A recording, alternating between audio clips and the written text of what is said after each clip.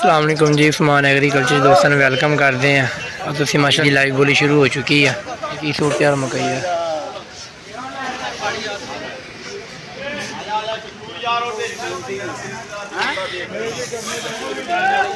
आजो आजो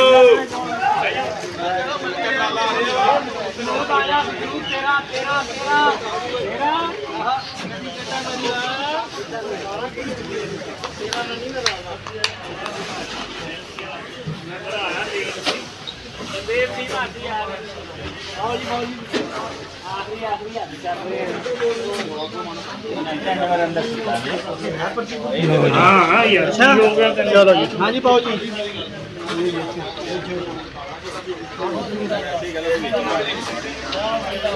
मेरा ख्याल है नहीं लब दिया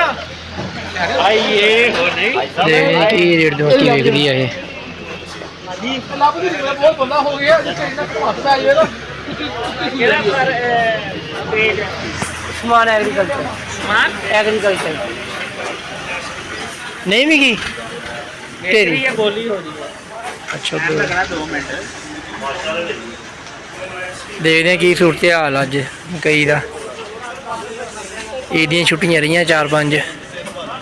ते आवाम को पैसे मुक गए ईद जान के ते हुण देखते हैं की सूरत हाल अज का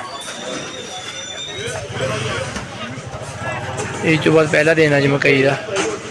मंडी के अंदर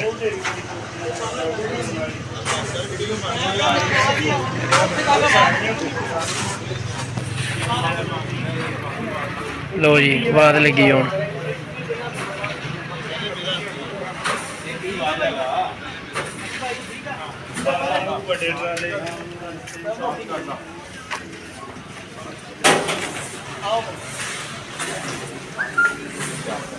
पहले हाथ पर खेल लेता है यार तो पौने नहीं कुछ पर्ची मेरे 21 रुपए जी मैं दे आ गया पता पड़ी